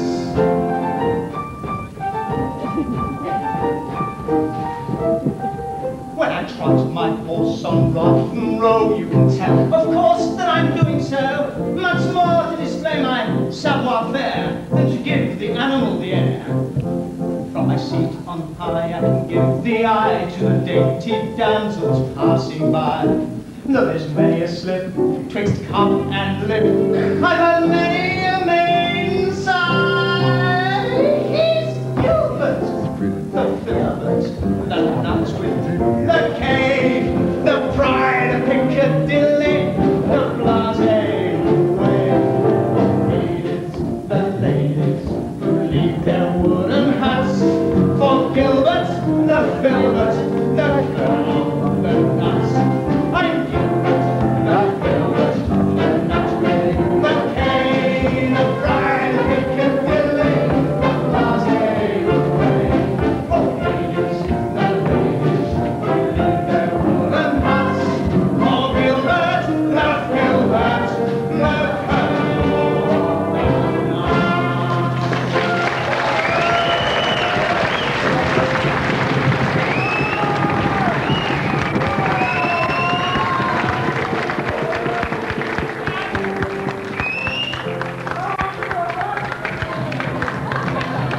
Nuts.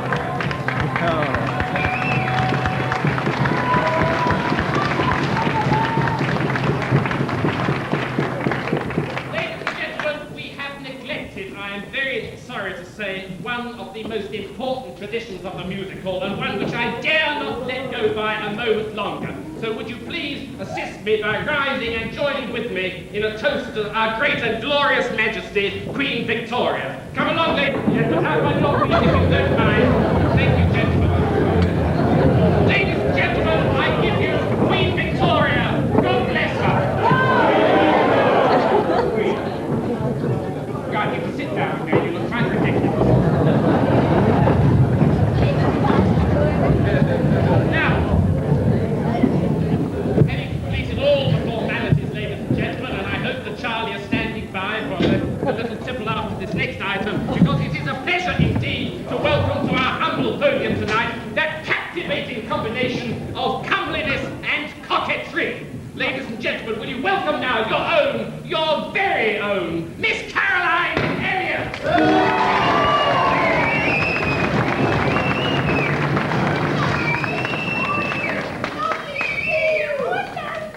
Oh, that was better coming out today. We finished the seaside. We've had such a lovely time. Oh, there's Mr. Chairman over there. Oh, hello, Mr. Chairman. Oh, isn't he lovely? Look at his whiskers. Here, would you like to hear about my day out? Oh, I would. Oh, do you think they'd like to know? Indeed. Yeah, you're probably wondering why I went to the seaside in November. Well, it's the only time you can get a deck chair. Yeah, I think the English climate's lovely though, really, don't you? If only the weather didn't spoil it. Yeah, when we got there, we went to a public house and we had a drink. And I had a whiskey. And I must have looked a bit worried because the barman said to me, he said, well, would you like a chaser? I said, well, I might. How old is he and what does he look like? Yeah, then we were walking along the promenade and I said to my friend Gert, there was a Scotsman walking along in a kilt and I said, actually always wondered, you know, what they wore on the kilt. He said, yes. I said, look, you go ahead, drop a sixpence. When he bends over, I'll have a plea. So she did. Sure enough, John bent over and I said, Gert, drop another one. It's well worth it.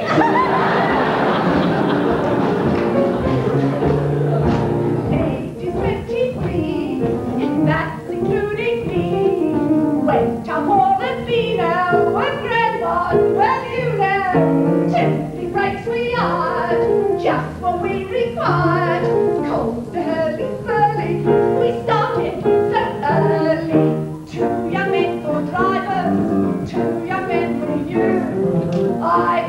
me tell you what this chap's went through. Started off the treat, crowds were in the street.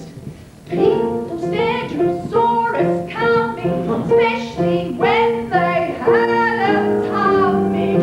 Run till the up day, up the day to day. Nobody cares what people think or say. Our little love's okay, in our little tin-pot way. Run till the up day.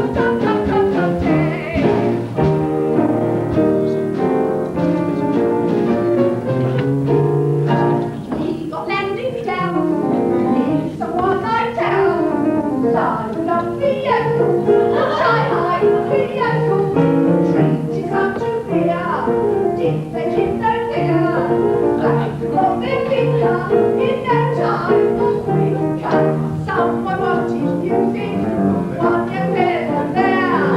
On his concertina, thank the Vatican's prayer. Pretty thing that's slow. I said, other no.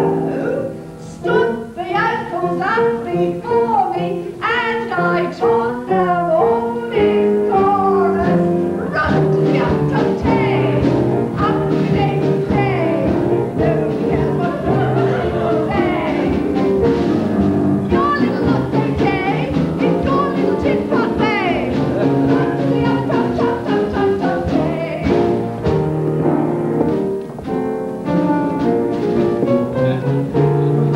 Two old boys in smocks gave on Liza shocks. She said most audacious, their nightshirts, good gracious.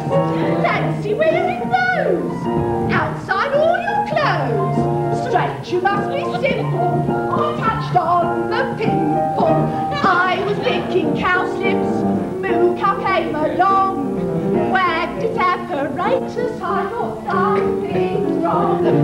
Frightened not a bit, tame the savage beast. If you ask how did I do it, simply sang this chorus to it. Run to the out day, out the day to day. No, no, people think what they. Your little love's okay, in your little tin-pot way. Run to the out day.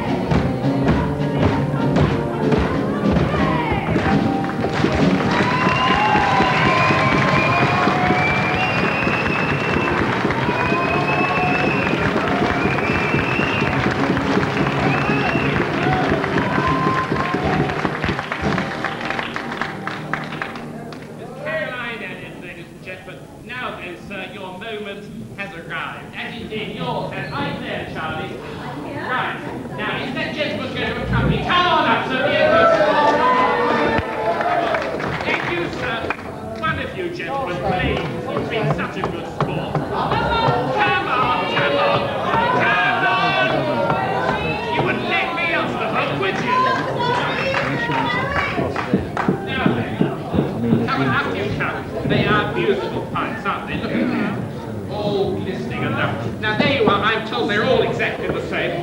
Somebody told me I wasn't pulling my weight this evening. Well, there we are. Look, there are three, and you can have whichever one you like. So you have all three if you want. What about you? Oh dear. You would like to change, would you, sir? Oh. Trouble again tonight, master. Right. Wait.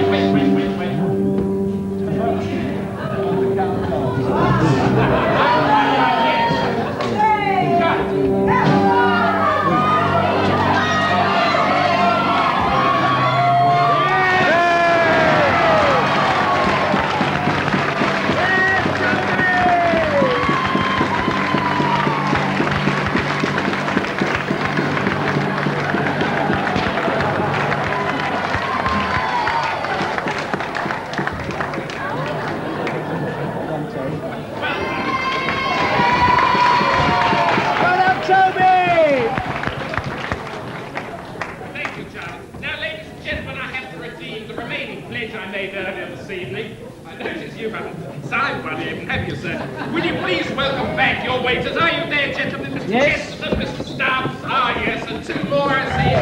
Lovely, Mr. Nash. You think you're going to make it tonight? Well done. Hey, Tom. Yes. Right. Yes, got the grey on the dress. Ladies and gentlemen, singing for you once again with suffocatingly close harmony, your singing waiters! She was a child of the valley, and innocent maiden was she. He was a despot and desperate, who rolled the town property. He would pursue her through hills and through dales, but she was wise to his game. Each time he threatened, "You'll wed me or else," these are the words she'd exclaim. No, no, 1,000 times no, you cannot buy my caress. No, no, no, no, 1,000 times no, I'd rather die than say yes. Ah, but this poisonous villain, he wouldn't leave her alone. He said, "Either join me in wedlock, or I'll kick you out of your herd." She knew her people so feeble and old, needed a roof on their head. Winter would soon bring the snow and the cold, yes, she defied him and said, "No, no, 1,000 times no, you cannot buy my caress. No, no, no, 1,000 times no, I'd rather die than say yes." That night he crept up to a window, and know how that villain could be. He saw her up on the roof, and he left her across the street. He tied the gal to the old railroad track. The mill train was rushing down hill. She said to him, "Do my future look black? You bastard, my answer is still." No, no, 1,000 times no, you cannot buy my caress. No, no, no, no, 1,000 times no, I'd rather die than say yes. Now she loved the young village blacksmith, and was he heard that his love was in danger, and cried to the rescue. He strapped his darling in the nip of time, and yelled, "This is my future wife." The villain said, "Blacksmith, that maiden is mine." The hero cried, "Not on your life." No, no, 1,000 times no, you cannot buy my caress. No, no, no, no, 1,000 times no, I'd rather die than say yes. Now this is the end of our story. Her honor was left without stain. The hero took her to the altar. The villain was spoiled once again. The mortgage was paid and the handsome young swain looked in with the first right away. Their life is contented, though simple and plain, and no more will she have to say.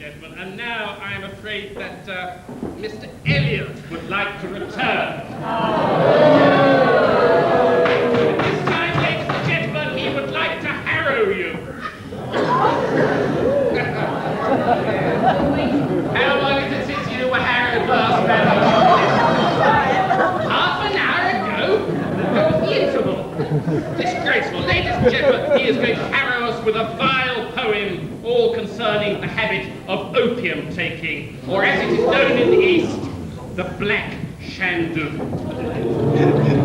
Ladies and gentlemen, prepare now for an onslaught upon your finer sensibilities as we hear from Mr. Michael Elliott with the pigtail of Lai Fang Fu.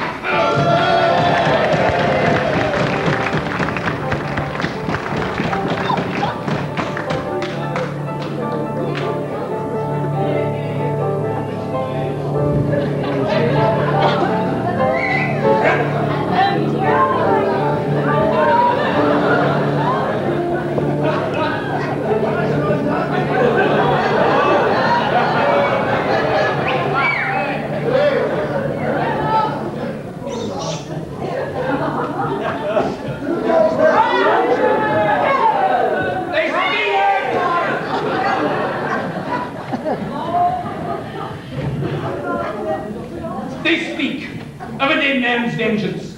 They whisper a deed of hell, 'neath the mosque of Muhammad Ali, and this is the thing they tell. In a deep midnight gully by the street with the golden bazaar, 'neath the mosque of Muhammad Ali, at the back of the said bazaar, lies the house of 100 raptures.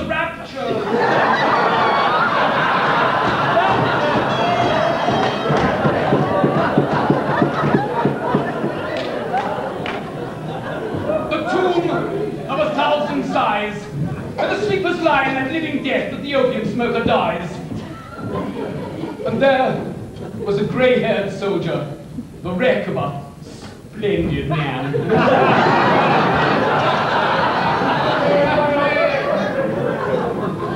When the room was still, I heard mounted drill being muttered by Captain Dan.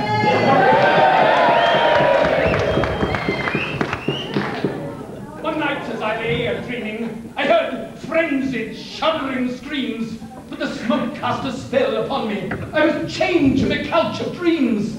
All my strength, all my will had left me because of the Black Shandu. And there, on the floor, by the close-barred door, lay the daughter of Lai Fang Fu.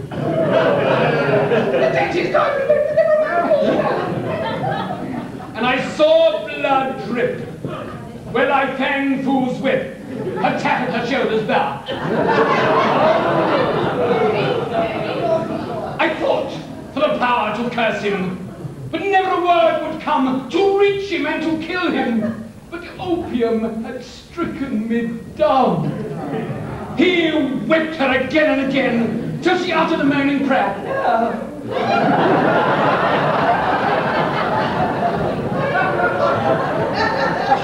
And as he whipped, so the red blood dripped from his ivory shoulders bare.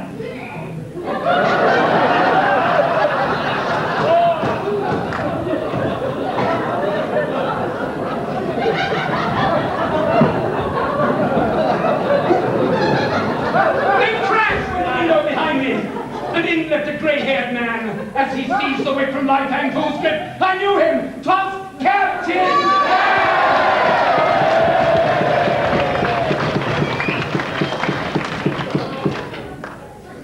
Never a word spoke he, but remorseless grim, his brow with anger black. And as he lashed, so the shot was slashed from the Chinaman's riding back.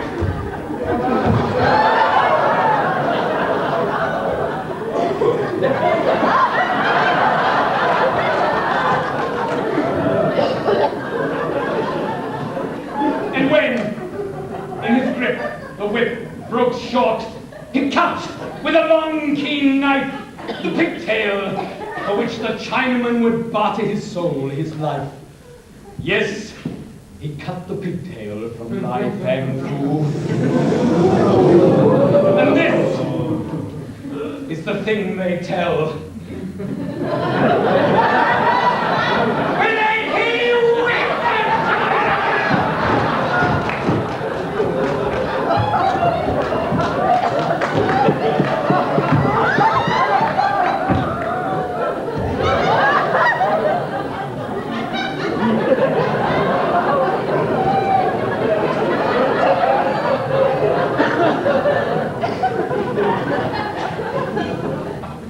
And it led to a deed of hell. Life and fool sank swiftly down, too feeble it seemed to stand, but quick to arise with blood in his eyes and the long keen knife in his hand. Like demons in an opium vision, they closed in a fight for life, and near the breast of the captain crept the blade of the long keen knife. Then a shot went through.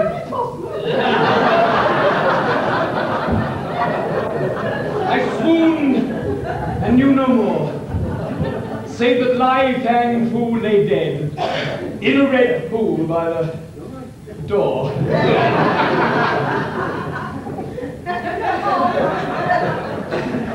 Twas the end of that long hot summer when fate or some wild surmise drew my steps again to the gully, to the tomb of 1,000 sighs.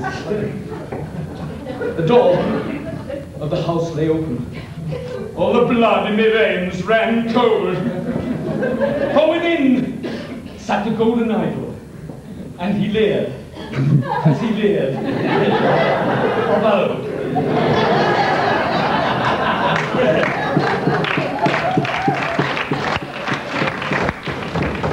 I thought that his eyes were moving in a sinister wild grimace. Till suddenly there at his feet I saw a staring and well-known face. With a shriek of a soul in torment, I turned like a frenzied man, falling back from the spot where the moonlight poured down upon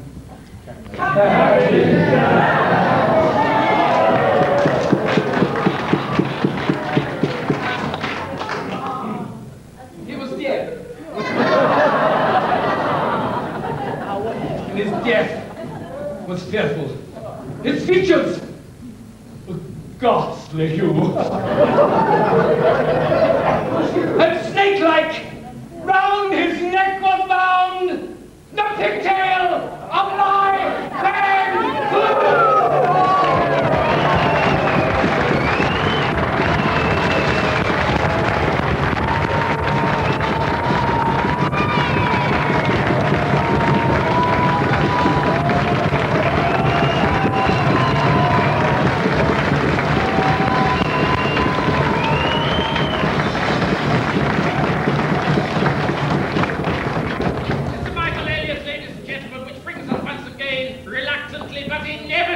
To the finale. And rest assured, ladies and gentlemen, that by the assiduousness of your attention and the amplitude of your applause, you remain incontrovertibly and incontestably the finest audience we have had.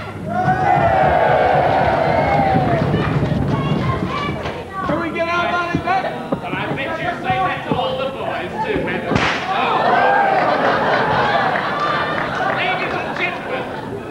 Believe it or not, our next production will feature yet another complete change of material. I see that we shall be having Harry Sludge with his wonderful hard sock and soft shoe routines and Percy Piledriver. The gems from Merry England on the linoleum. Oh yeah, and the shortest Indian firewalker in the world singes thin. But tonight,